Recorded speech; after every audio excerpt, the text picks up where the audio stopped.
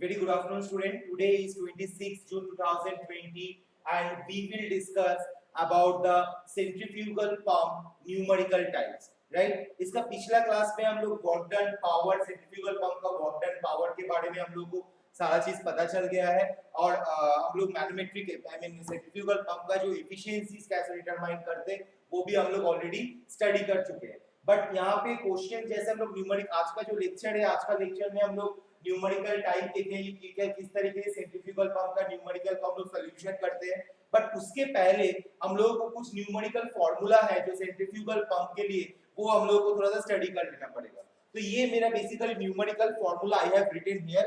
सो first formula क्या है? Static head. मैं जब न्यूमेरिकल सेंट्रीफ्यूगल पंप का कंस्ट्रक्शन एंड वर्किंग प्रिंसिपल के बारे में मैंने जब स्टडी वीडियो लेक्चर प्रिपेयर किया था तो मेरा उस वीडियो लेक्चर में ये जो स्टैटिक हेड क्या है, मैनोमेट्रिक हेड क्या है, ग्रॉस हेड क्या है ये ऑलरेडी बता चुका हूं। तो फिर भी मैं एक बार रिपीट कर दे रहा हूं। स्टैटिक हेड मतलब क्या है? H static is equal to suction head plus delivery head. Manometric head मतलब क्या है? Suction head plus delivery head plus suction head की वजह से जो लॉस हुआ है HFS प्लस डिलीवरी के टाइम पे जो लॉस हुआ HFD प्लस BD²/2G मतलब डिलीवरी के टाइम फ्लूइड के अंदर जो काइनेटिक एनर्जी अवेलेबल है। ग्रॉस हेड मतलब क्या है? H है suction head plus delivery head plus suction के टाइम जो लॉस हुआ है HFS, डिलीवरी के टाइम पे जो लॉस हुआ है HFD, सक्शन के टाइम पे जो काइनेटिक एनर्जी था V²/2G एंड डिलीवरी के टाइम पे जो काइनेटिक एनर्जी था it is BD²/2G। Peripheral velocity क्या है? ये मेरा है U1 equals to pi d1 n/60, U2 is equal to pi d2 n/60। Work done by impeller per second small w into q into vw to u2 by g where small w is equal to specific weight। रो इसको अगर मैं g small w को अगर मैं रो g बना देता हूं क्योंकि small w specific weight equals to होता है मेरा रो इनटू g। तो अगर रो g पुट करता तो g कट जाएगा तो मेरा क्या बनेगा? रो q vw to u2। या तो मैं किस तरीके से कर सकता हूं? अब फिर वही चीज इस यहाँ पे अगर small w is equal to rho g अगर है तो रो को अगर मैं लिख सकता हूं m/v और q को लिख सकता हूं v/t तो v भी कट जाएगा तो मेरा आ जाएगा वो क्या है? mg। सो mg को हम लोग क्या लिख सकते हैं? w capital w by g into vw to u2। Work done by impeller per unit weight पर सेकंड अगर w को अगर w से डिवाइड कर देंगे तो मेरा क्या आएगा? 1 by g vw to u2। Next मेरा ये मेरा discharge that is my discharge in the inlet blades and the outlet blade. Discharge का फार्मूला क्या है? q equals to pi into d1 into b1 into vf1, q is equal to pi into d2 into b2 into vf2। d for diameter, b for breadth या width बोला जा सकता है। ईटा manometric efficiency क्या है? g into h of manometric है divided by vw to u2। Eta mechanical efficiency g into hm divided by shaft power.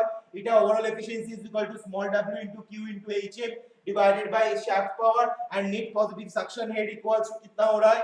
Pa by rho g मतलब pressure head है, एटमॉस्फेरिक प्रेशर हेड जो है उसको हम लोग बोल रहे हैं Pa by rho g minus क्योंकि एटमॉस्फेरिक प्रेशर हेड पे जो मेरा फ्लूइड रहता है वही फ्लूइड को सक करते हुए वो फ्लूइड सेंट्रीफ्यूगल पंप में पहुंचता है और पहुंचने के बाद वो फ्लूइड डिलीवरी वाल्व के थ्रू से डिलीवरी पाइप के थ्रू से मेरा टेल रेस से जहां पे मेरा एटमॉस्फेरिक प्रेशर में फ्लूइड था उससे सर्टेन हाइट में टोटल हाइट में जाके वो फ्लूइड स्टोर होता है। तो वहां पे जो एटमॉस्फेरिक जिस जहां से मेरा फ्लूइड मेरा सक होता है तो उस जगह में जो फ्लूइड रहता है वो मेरा एटमॉस्फेरिक प्रेशर में रहता है। That's why Pa by rho g minus of h of v minus of h of a s minus of h of fs and minus of va²/2g। तो ये जो मेरा 12 फार्मूला है ये 12 formulas we have to remember at the time of centrifugal pump numerical, right?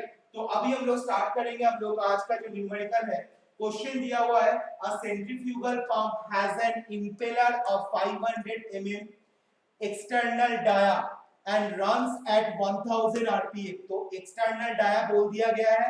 External dia बोल दिया गया मतलब कितना इसका डाया है? एक्सटर्नल डाया मतलब d2 इसका बोल दिया गया है, राइट? ये मेरा d2 है, बाहर की तरफ का जो डायमीटर है d2 बोल दिया गया है। runs at 1000 rpm स्पीड बोल दिया गया है। the vanes are set back at an angle of, ये जो साइन मैंने दिया हुआ यहाँ पे ये एंगल का साइन है। the vanes are set back at an angle of 30 degree, 30 degree angle में वेन्स मिला है to the outer ring। So outer rim के साथ 30 डिग्री में, आउटर रिम मतलब runner outer angle, runner outer angle मतलब बेसिकली यहाँ पे फाई को डिनोट किया है, जहां पे मुझे कैसे पता चलेगा कि कौन सा इनलेट है कौन सा आउटलेट है, तो उसको लिए हम लोगों को वो क्वेश्चन वाला लाइन को अच्छे से ध्यान से स्टडी करना पड़ेगा कि उस एंगल्स के साथ, उस एंगल का साथ कोई आउटर एक्सटर्नल कोई पार्ट का अगर कोई टर्म्स अगर है तो वो मेरा रनर का आउटर एंगल को डिनोट कर रहा है। तो यहाँ पे जो 30 डिग्री है रनर का outer angle which is my phi, right, ये फाई को डिनोट कर रहा है। If the radial velocity of water through the impeller is maintained constant at 2 meter per second, radial velocity मतलब यहाँ पे क्या बोल दिया गया है, vf1, और तुम लोग बोल सकते हो v1 बोल दिया गया है, v1 is equal to vf1 is equal to vf2, right, v1 is equal to vf1, ये मेरा बोल दिया गया है constant velocity, right, if the radial velocity of water through the impeller is maintained constant at 2 meter per second, इसका मतलब है outer में भी जो फ्लो वेलोसिटी है और इनर में भी, इनलेट में भी जो फ्लो वेलोसिटी है वो दोनों फ्लो वेलोसिटी मेरा सेम है। Find A the angles of vane at inlet, the be the velocity and direction of water at the outlet, third the work done when the velocity at inlet circumference of wheel is half the velocity of the outer circumference of the wheel। तो ये मेरा बोल दिया गया है। अब हम लोग इसको प्रिपेयर करेंगे, कैसे प्रिपेयर करेंगे देखेंगे। The work done when the velocity at the inlet circumference of the wheel is half the velocity of the outer circumference of the wheel, is half the velocity of the outer circumference of the wheel। ये मेरा question बोल दिया गया है। अब मुझे निकालना है कि मैं किस तरह, मेरे पास क्या क्या डेटा मेरे पास दिया हुआ है। ओके,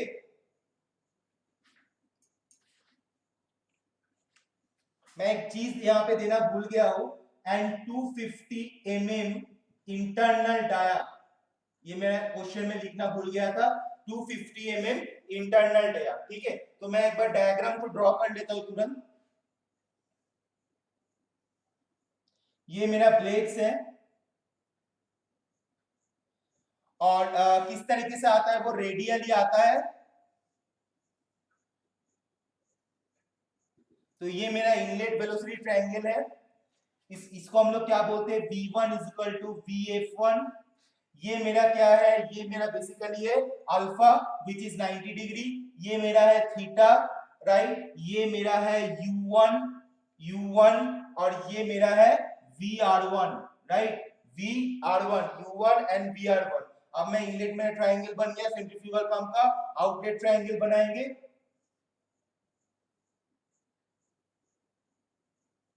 आउटलेट ट्रायंगल मेरा बन गया है। अब मैं एंगल को डिफाइन करूंगा। सो ये मेरा क्या है, ये मेरा है VR2, ये मेरा है VF2 और ये जो मेरा है ये मेरा है V2। ओके, V2 और ये वाला पूरा पार्ट जो है, ये पूरा पार्ट है मेरा U2 और ये जो मेरा पार्ट है ये है मेरा VW2। ये वाला जो एंगल है ये एंगल है मेरा फाई, ये एंगल मेरा है फाई और यहाँ पे जो एंगल है ये एंगल है मेरा बीटा। तो मेरा आउटलेट में आउटलेट ट्रायंगल और सेंट्रीफ्यूगल पंप का जो इनलेट ट्रायंगल है वो मैं ऑलरेडी बना चुका हूं।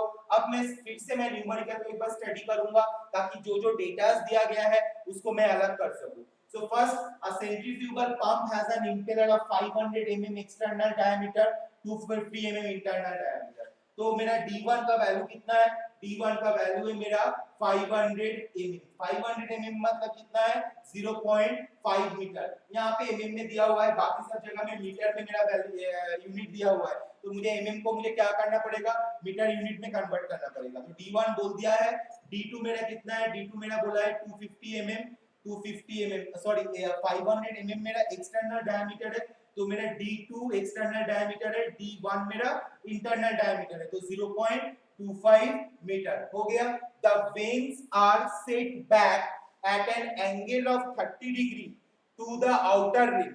आउटर रिम के साथ वेन्स 30 डिग्री एंगल में है, तो ये मेरा फाई है आउटर रिम, ये मेरा आउटर रिम के साथ ये जो वेन का आउटर एंगल है, रनर का जो रनर ब्लेड का जो आउटर एंगल है वो कितना है, 30 degree. So phi equals to 30 degree मेरा बोल दिया है। स्पीड कितना बोला है, रन्स एट 1000 आरपीएम, तो एम का वैल्यू कितना बोल दिया गया है, 1000 आरपीएम ये मेरा डेटा दे दिया गया है। Next, if the radial velocity of water through the impeller is maintained constant at 2 meter per second, तो मेरा vf1 equals to vf2 is equal to 2 meter per second बोल दिया है। क्या बोला है? Constant. if the radial velocity of water through the impeller is maintained constant at 2 meter per second, then the to be find the angles of vane at inlet, तो ये मुझे बोल दिया गया है, तो v1 का भी value is equal to vf1 is equal to 2 meter per second होगा। अब मुझे क्या निकालने बोला है? The angles of the vane at inlet, the angles of the vane at inlet, the velocity and direction of water at outlet, the work done निकालने बोला है, बट एक कंडीशन दिया है, when the velocity at inlet circumference of wheel is half the velocity of the outer circumference of the wheel। ये जो circumferential जो velocity है, that is denote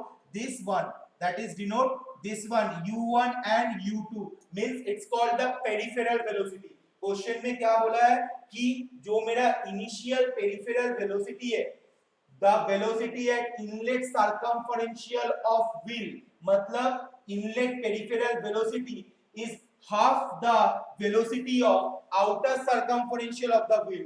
इसका मतलब है inlet peripheral velocity is half the outer peripheral velocity, right, is half the velocity of the outer circumference of the wheel। तो मैं यहाँ पे क्या लिख सकता हूँ? u1 equals to half of u2, okay, u1 equals to half of u2, ये मैंने लिख दिया। तो मेरे पास अभी ये डेटा अवेलेबल है, यहाँ से मुझे सेंट्रीफ्यूगल पंप का न्यूमेरिकल आंसर निकालना पड़ेगा। तो अब मैं क्या देखूंगा कि मुझे पहला क्या निकालने बोला है? The angles of the vane at inlet, angles of the vane at inlet, तो वेन एंगल या तो रनर ब्लेड एंगल, इनलेट में आउटलेट का बोल दिया है 30 डिग्री, इनलेट का कितना होगा? इसका मतलब मुझे थीटा निकालना होगा। तो थीटा का वैल्यू, ये इनलेट ट्रायंगल से ये मेरा अगर 90 डिग्री है, अल्फा तो मेरा सेंट्रीफ्यूगल पंप के लिए 90 डिग्री होता है, और अल्फा अगर 90 डिग्री है, तो ये जो मेरा ट्रायंगल बना है, ये ट्रायंगल मेरा राइट एंगल ट्रायंगल बना है। एम आई राइट और रॉन्ग? राइट, ऑब्वियसली, क्योंकि सेंट्रीफ्यूगल पंप का जो अल्फा है वो 90 डिग्री होता है, तो दैट्स व्हाई ये मेरा राइट एंगल ट्रायंगल है। तो राइट एंगल ट्रायंगल से मैं क्या लिख सकता हूं? tan of theta equals to perpendicular क्या है? ये मेरा है परपेंडिकुलर, मैं लिखूंगा vf1 divided by u1, vf1 divided by u1 लिख सकता हूं। अब vf1 का वैल्यू कितना है?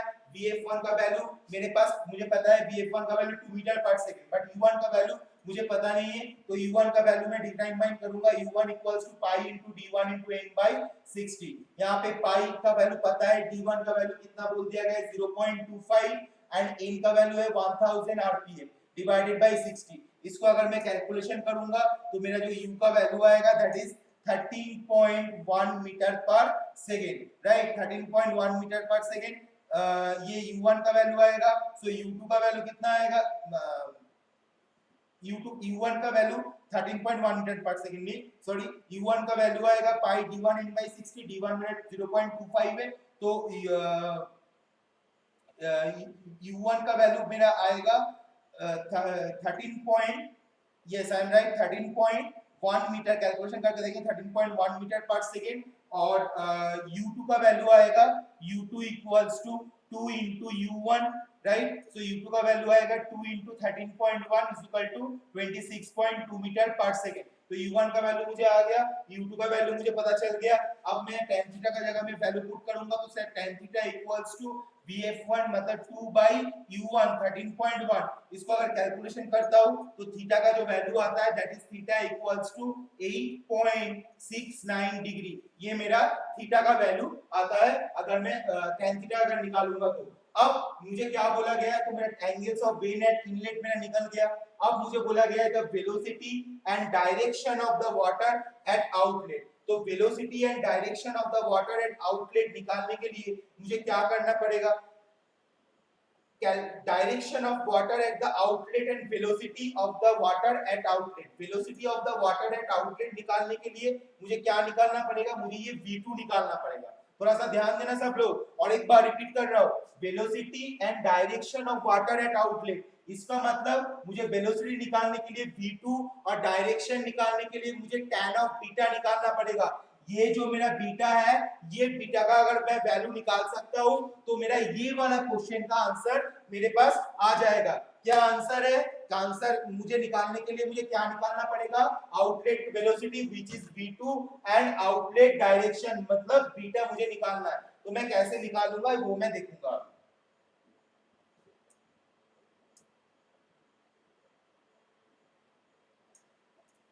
ठीक है, तो अब मैं देख रहा हूं कि ये एक मेरा राइट एंगल ट्रायंगल है। ये जो एक ट्रायंगल बना है ये मेरा एक राइट एंगल ट्रायंगल है। और एक बार, ठीक है, और एक बात देख लेना है, ये भी मेरा एक राइट एंगल ट्रायंगल बना है, ये भी मेरा एक राइट एंगल ट्रायंगल बना है। तो मैं अगर ये राइट एंगल ट्रायंगल को डिफाइन करता हूं तो मुझे मे बी VW2 का वैल्यू मिल जाएगा, और VW2 का वैल्यू मिल जाएगा तो मे बी मुझे बीटा का वैल्यू भी मिल जाएगा। थोड़ा सा ध्यान देना, अगर मैं ये राइट एंगल ट्रायंगल को देखूंगा तो इसमें मुझे थीटा का वैल्यू पता है, VF2 का वैल्यू पता है, तो मुझे VW2 माइनस U2 ये वाला वैल्यू पता चल जाएगा, राइट। और अगर ये वाला वैल्यू पता चल जाएगा तो U2 से ये वाला वैल्यू को माइनस करके VW2 का वैल्यू मिलेगा, और VW2 का वैल्यू मिलेगा तो VF2 का वैल्यू तो मुझे पता है 2 मीटर पर सेकेंड, तो VF2 बाय VW2 करके मैं tan बीटा निकाल पाऊंगा, और tan बीटा का वैल्यू अगर निकल जाएगा तो मुझे ऑब्वियसली V2 निकल जाएगा। तो मैं देखता हूं, मैं पहले ये राइट एंगल ट्रायंगल को डिफाइन करता हूं जिसमें क्या बोल रहा है, tan of phi equals to क्या बोला जा रहा है कि परपेंडिकुलर इसके अगेंस्ट में है VF2 divided by U2 minus VW2। Okay, U2 minus of VW2 ये मैं लिख सकता हूं tan phi equals to VF2 divided by U2 minus VW2। तो tan phi का वैल्यू कितना है? tan phi का वैल्यू है 30 degree is equal to VF2 का वैल्यू 2, U2 का वैल्यू कितना आया था? U2 का वैल्यू आया था 26.2 माइनस VW2। तो यहां से अगर मैं कैलकुलेशन करता हूं तो VW2 का वैल्यू कितना आएगा? VW2 का मेरा वैल्यू आएगा that is 22.73 metre per second. तो मेरे पास VW2 का वैल्यू आ गया। अब VW2 का वैल्यू अगर आ गया तो मैं लिख सकता हूं कि V ये मेरा एक राइट एंगल ट्रायंगल है, थोड़ा ध्यान देना, ये मेरा एक राइट एंगल ट्रायंगल है।